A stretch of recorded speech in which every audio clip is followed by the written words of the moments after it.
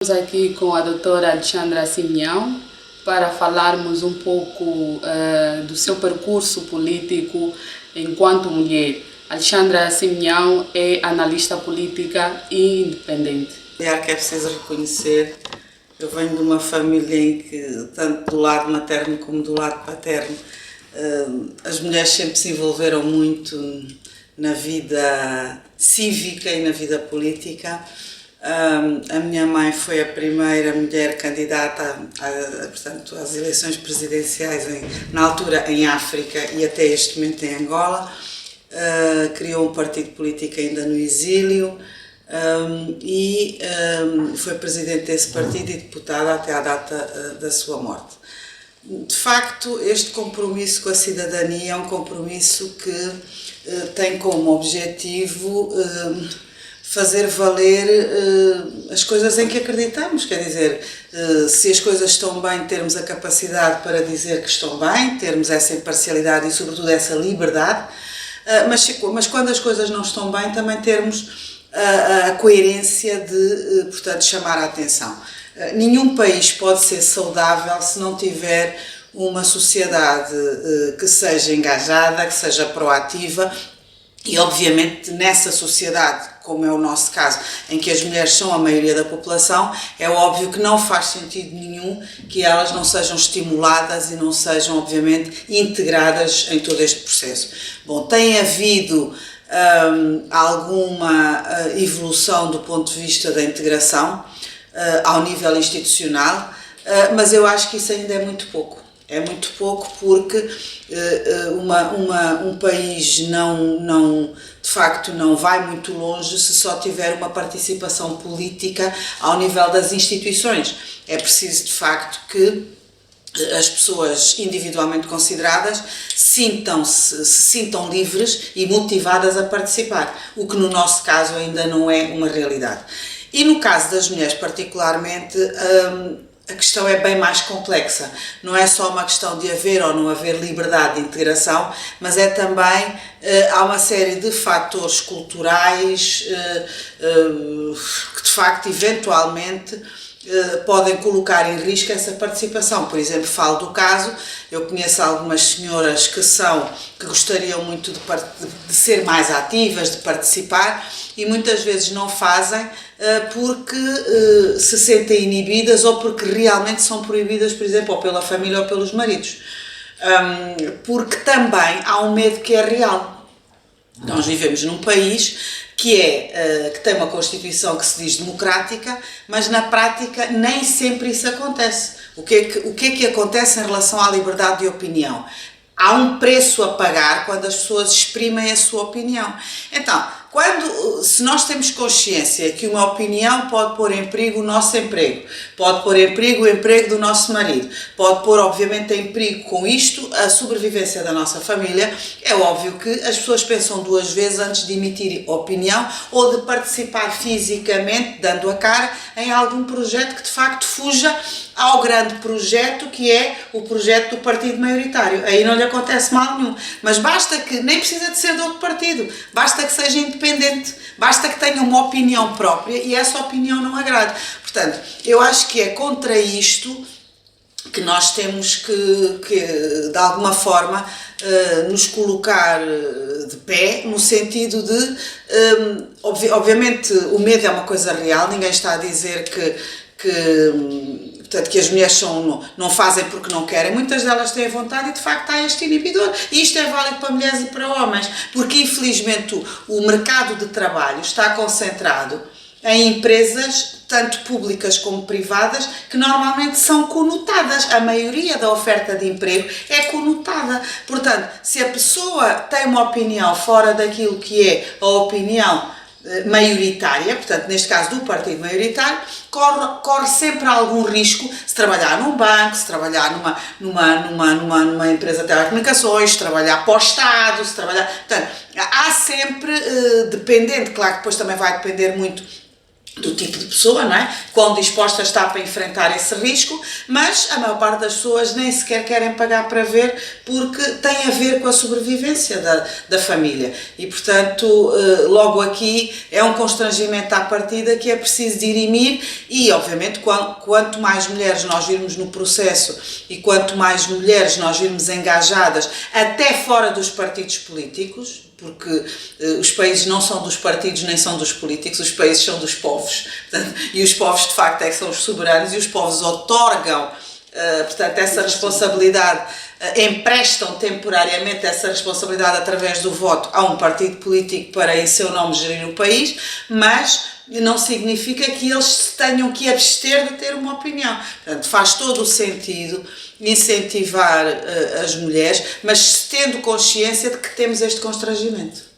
Sentiu isso enquanto esteve ativa na vida política? Não senti, porque é assim, eu tenho aquela teoria, mesmo quando dá medo, vai com medo mesmo, não é? E fui educada e habituada a defender as coisas em que acredito.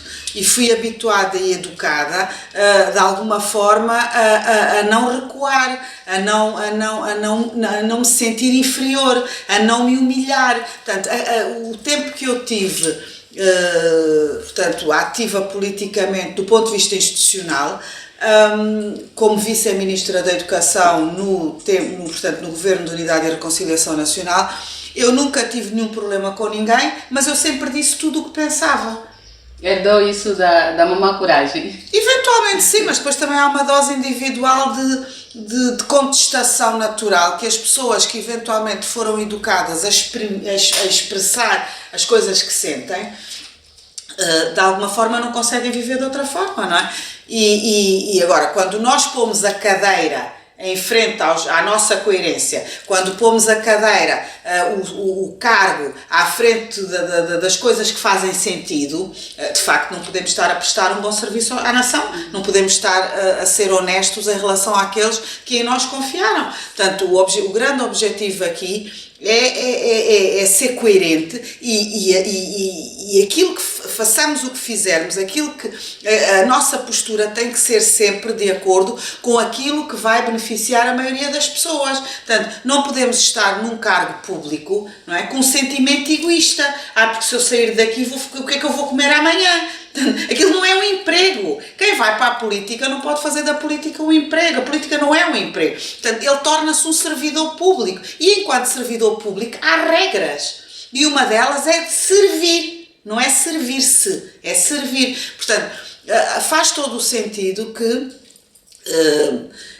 eu tenho alguma dificuldade em dizer se tivéssemos mais mulheres as coisas podiam ser diferentes. Eu acho que tem a ver também com a qualidade da nação.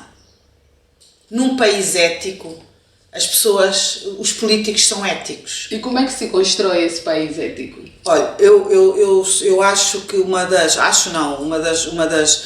grandes premissas que eu defendo hoje em dia tem a ver com a nova escola.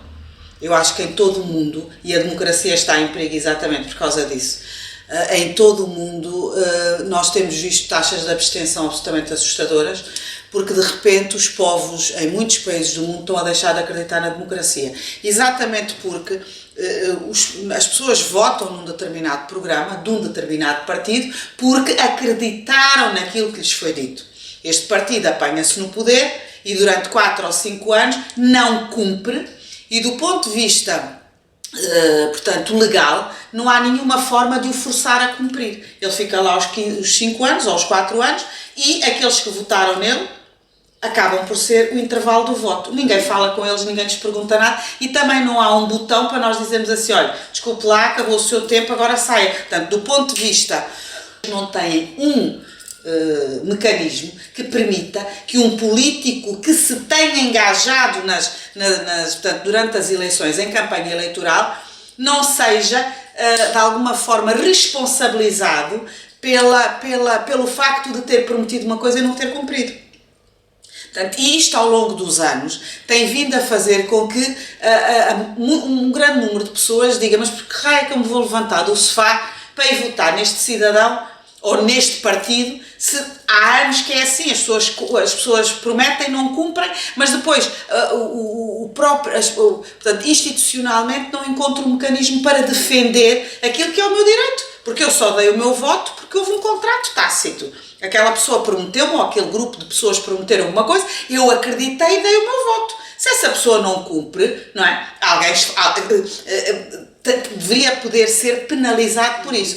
Se a democracia de facto não for respaldada com cidadãos que de facto sejam construídos desde a infância, com este sentido ético, com noções de facto, com valores, as questões relacionadas com a honra, com a solidariedade, com a fraternidade, com o amor ao próximo, eu não me posso tornar cidadão aos 18 anos.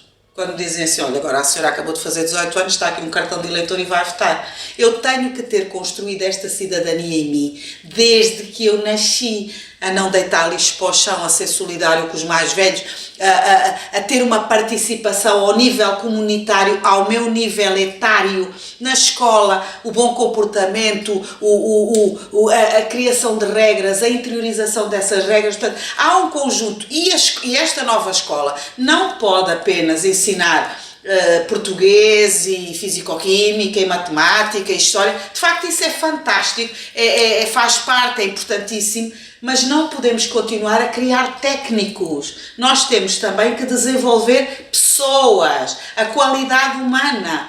E estas aulas que nós temos hoje, um pouco em todo o mundo, não têm competência para melhorar a qualidade humana das pessoas. Elas têm uma grande competência para criar técnicos. Só que o mundo está cheio de técnicos, mas nem por isso a nossa qualidade de vida do ponto de vista da humanidade, da fraternidade, da solidariedade melhorou. Doutora, então acredita que só com isso é que as mulheres poderão fazer um voto consciente? Não é só com isso. Eu estou a dizer, este é um fator que poderia ajudar a criar melhores cidadãos. Porque quando nós temos uma sociedade consciente, é óbvio que não se vê um fosso tão grande, não é? Uma sociedade consciente, escolarizada, é óbvio que as oportunidades para homens e mulheres vão se colocar da mesma forma, não é? Nós, infelizmente, ainda temos muitas mulheres dependentes, portanto, neste caso, como donas de casa, muitas delas não trabalham, não oferem qualquer tipo de rendimento, e isso de facto faz com que haja, de alguma forma, uma inferioridade também, por um lado, mas isso não inibe que mesmo no atual Estado, mesmo com os atuais constrangimentos, nós não possamos incentivar, obviamente, outras mulheres, mas acaba sempre por ser um trabalho, de alguma forma, que não tem o mesmo impacto que teria numa sociedade mais esclarecida, do ponto de vista que toda a gente tivesse acesso a uma educação de qualidade, não é? Onde o emprego, de facto, pudesse pagar qualidade de vida, o salário pudesse pagar qualidade de vida, provavelmente teríamos um outro tipo de participação. Não é? Portanto, um dos problemas que nós temos, ou que deveríamos também incentivar, era a melhoria da nossa educação, portanto, do sistema educativo por um lado, ou a transformação, eu já nem sei se é possível melhorar, eu transformava, mas, de alguma forma, obviamente, sem deixar de incentivar aquelas que podem ser atingidas para participar, criando grupos, criando momentos, criando exemplos. O exemplo é uma coisa que funciona muito bem. As mulheres têm um papel fundamental para este processo. E não são as mulheres, os cidadãos. Os cidadãos. É assim, não se constrói um país forte, coeso, com valores, se de facto não houver a participação de homens e de mulheres. Agora, o que acontece nos nossos países... Mas as mulheres estão um pouco exclusas deste... Mas é o que eu estou a dizer, portanto, há fatores que demonstram porque é que isso pode estar a acontecer, não é? Portanto, esses fatores deveriam tendencialmente ser inibidos, serem melhorados, serem consertados, arranjar-se uma solução para eles. Mas isso não inibe que, ao nível de cada estrutura, de facto não se possa não se deva continuar a incentivar, deve-se obviamente continuar a incentivar essa participação. O que eu acho é que o impacto ainda não será muito grande, exatamente por causa dos fatores de constrangimento, não é? Porque uma mulher aqui para ser ativa, não pertencendo a um partido político, é óbvio que ela tem que ter alguma capacidade económica, porque ela, a partir do momento em que ela dá a cara e a partir do momento em que ela se torna visível, a capacidade dela trabalhar em alguma instituição neste país é muito curta, sobretudo se as opiniões dela forem opiniões que criem portanto, de alguma forma que tenham impacto, que as pessoas olhem para aquilo e digam, não, há aqui veracidade, há imparcialidade, portanto, há objetividade. Portanto, se for neste sentido, fica muito difícil as pessoas arranjarem um emprego. Não é? E essa mulher é vista como um obstáculo para... É vista como, de alguma forma, é vista como um obstáculo, de alguma forma é vista como persona não grata, e de alguma forma também tem que ter consciência de que, apesar de haver muita gente que a incentiva, também há muita gente que, sobretudo aquelas pessoas que querem manter este status quo, não é? Portanto, aquelas pessoas que acham que tudo está bem, infelizmente nós temos um grupo de pessoas que pensa com o estômago, não é? E quando eu digo que pensa com o estômago no sentido de estar ligado a setores políticos importantes do nosso país, que de alguma forma são setores líderes, não é? Portanto, que governam o país, e não se coíbem de não apontar o dedo porque não querem perder o tacho, não querem perder a cadeira. Portanto, e isto é de facto de uma desumanidade muito grande, porque é a relação entre os pais e os filhos. Nós não podemos mentir aos nossos filhos, mas também não podemos, enquanto filhos, mentir aos nossos pais se eles estiverem a fazer uma coisa mal. Devemos obediência a essa coerência e dizer à nossa mãe ou ao nosso pai, estás errado, não deves fazer isto, é uma coisa que faz mal, ou isto ou aquilo, se de facto for um comportamento que não esteja correto. Isto não acontece com os nossos políticos, não é? Portanto, o político erra e as pessoas batem palmas, o político não cumpre e as pessoas batem palmas, um determinado grupo de pessoas elogia. Portanto, isto é um comportamento de tal forma doentio, não é? Que não pode estimular de facto clarividência, porque quem é aplaudido depois só ouve os aplausos. Qualquer pessoa que aponta o dedo passa a ser um inimigo, passa a ser, não é? Portanto, esta relação que nós temos com o Estado é doentia, devia ser uma relação muito mais aberta, uma relação de maior confiança, e de facto quando isso acontecer vai ser sinónimo de que o país evoluiu do ponto de vista da maturidade da governação e do nosso crédito em relação à liberdade, não é? Portanto, que quanto maior for o espaço da liberdade, maior será o medo das pessoas e obviamente a participação também será maior. E hoje ainda existe algum medo, e sobretudo nas mulheres, já que estamos a falar, estamos mais focalizadas as mulheres. O processo de atualização do cartão eleitoral já começou, não é? Uhum. E ainda existem algumas senhoras que têm receio de lá ir por causa mesmo dessa situação da falta de confiança dos partidos políticos. O que é que se deve fazer? Mas eu aí não sei se aí a questão que se coloca é em relação ao registro ou se é em relação ao comportamento dos partidos. Pois, quer dizer, a recusa em ir fazer o registro eventualmente será entendida como um boicote. Mas, feliz ou infelizmente, o registro é obrigatório, não é? Portanto, o voto não é no nosso país, em alguns países o voto também é obrigatório. Em Angola, felizmente, não é obrigatório, porque dá a liberdade das pessoas poderem ou não poderem votar, mas o seu registro, de facto, é um ato obrigatório, porque o Estado deve saber quantas pessoas é que tem como eleitores ou potenciais eleitores. Agora, essa recusa deve ser entendida, do meu ponto de vista, como um boicote ao comportamento negligente de alguns partidos e, sobretudo, quando são os mesmos partidos durante muito tempo portanto, na liderança de um país, se esse partido sistematicamente promete e não cumpre, é óbvio que a credibilidade vai andando no sentido inverso, vai decrescendo, não é? Portanto, isso é um bocado como a história do lobo mau, não é? Os 3 porquinhos todos os dias diziam que o lobo mau vinha, até que um dia ninguém acreditou, que era sempre mentira, e um dia o lobo mau veio e de facto ninguém foi lá para salvar. É um bocado como acontece aqui, que as nossas campanhas são campanhas épicas, não é? Portanto, nós lemos os órgãos oficiais do nosso país e parece que vivemos no país da Alice, não é? Tudo uma maravilha, não é? E de facto uma realidade completamente ao lado. As eleições, o que é que vêm traduzir? Vêm traduzir, não há um pingo de humildade, normalmente, não é? Nem nos discursos, nem portanto, no momento eleitoral. Ninguém assume que não cumpriu, ninguém assume que já prometeu e que de facto não aconteceu, e nós o que vemos é promessas reiteradas de 4 em 4 anos, portanto, a cada eleição, muitas delas promessas que nós estamos a ouvir e estamos a pensar, mas quem é que escreveu isto? Isto é de uma irrealidade sem limites, que depois de facto se confirmam que não vão acontecer. Outras têm capacidade para acontecer, seriam bem-vindas se acontecessem, mas fruto até de alguma desorganização mental que já existe na nossa sociedade, acaba-se por aceitar o erro, não é? Como uma consequência de quem trabalha, não é? Quer dizer, é grave, doutor. Não, é grave porque é assim, errar é humano, mas manter-se no erro é diabólico. Portanto, eu não posso manter pessoas que sistematicamente erram e desculpá-las. Portanto, se elas não têm capacidade, elas devem ser substituídas por outras. Não é? Se um programa onde são metidos milhões de dólares para um determinado fim, para um determinado programa vai à falência, não é cumprido,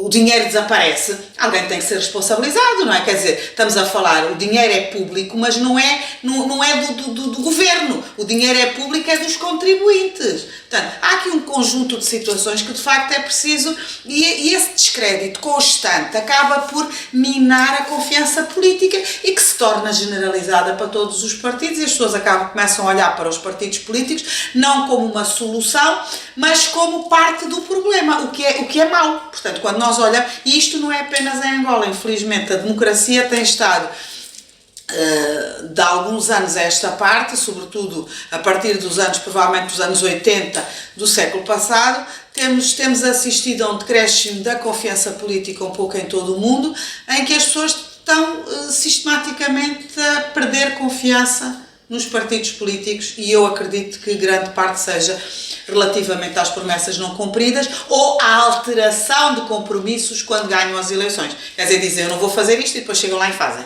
Não é? Portanto, agora, relativamente às mulheres, é óbvio que o meu apelo é que, na medida do possível, mesmo que seja a nível comunitário, não é? Porque todos os níveis da nossa sociedade são importantíssimos para a transformação. Não temos que gritar só a nível central, não podemos gritar a nível, ao mais reduzido nível, gritar no sentido de fazer valer este exercício de cidadania consciente e cívico, e neste caso pacífico, que de facto permita encorajar outras mulheres, sobretudo esclarecer. Há aqui também uma questão de esclarecimento que é preciso. Nós, quando olhamos para o nosso país, estamos a ver a cidade. Mulheres como nós, eventualmente que estudaram, que viajaram, que isto e que aquilo e que aquilo outro, se calhar têm uma visão diferente, sentem-se mais libertas, sentem-se mais...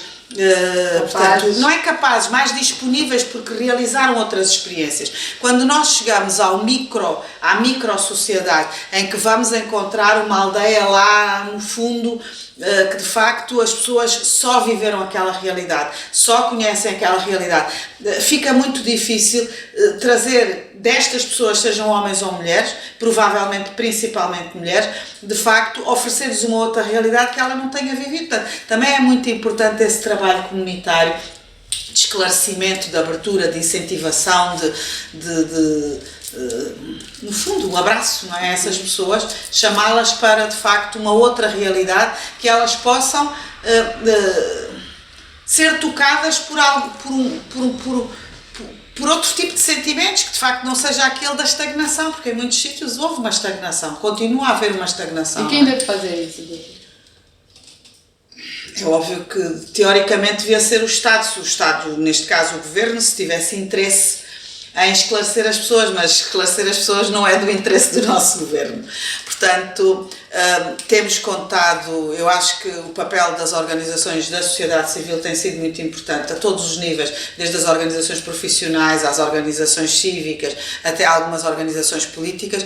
Acho que de alguma forma muitos partidos políticos têm feito de tudo, na generalidade têm feito algum trabalho a esse nível, porque ao capacitarem os seus militantes, obviamente essa informação também chega aos outros familiares, mas é óbvio que era preciso muito mais, era preciso também haver um esforço institucional, era preciso que as nossas televisões públicas, a nossa televisão pública, por exemplo, também desempenhasse esse papel, tendo em conta que ela chega a todo lado, não é? Mas não só nessa época, doutora. Não é nas eleições, é sempre, o exercício da cidadania não se esgota nas eleições.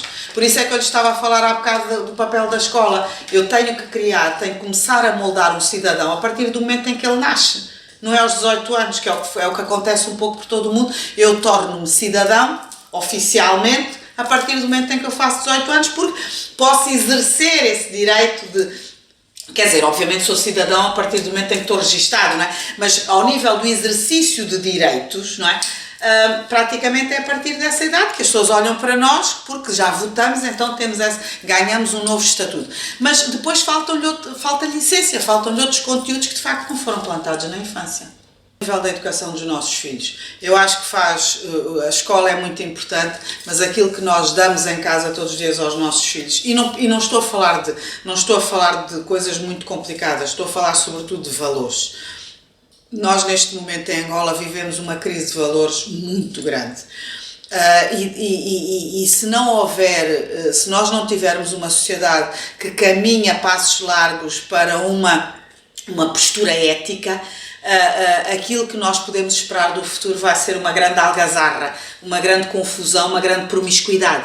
Portanto, eu acho que um dos papéis que as mulheres podem ter, e está ao exercício, está ao nível e ao alcance de todas, porque é assim, aprendemos isso na igreja, aprendemos isso com os nossos avós, aprendemos isso, a maior parte das famílias de alguma forma tem consciência daquilo que é bom e daquilo que é mau. Portanto, continuarmos e fortalecermos esse vínculo com os filhos, no sentido de, como disse o Chico Buarque, deixar melhores filhos para este mundo.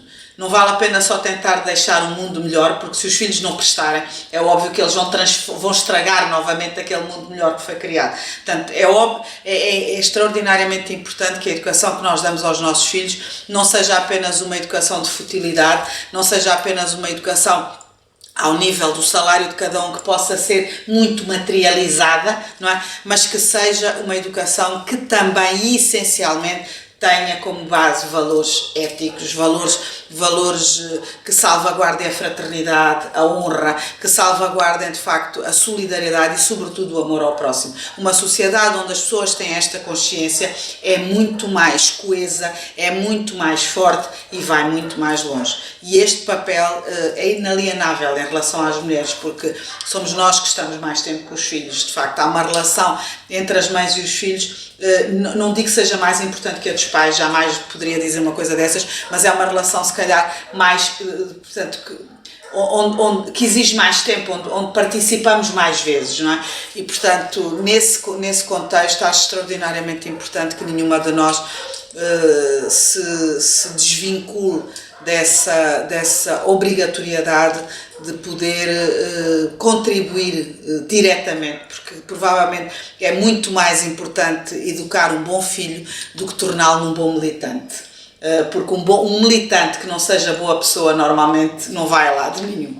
Portanto, a prioridade será deixarmos de facto filhos melhores. Para uma sociedade melhor. Para uma sociedade melhor. Doutora Alexandra Simeão, ela que é analista política independente, já foi vice-ministra da Educação no Governo de Reconciliação Nacional em Angola pelo PLD. Muito obrigada.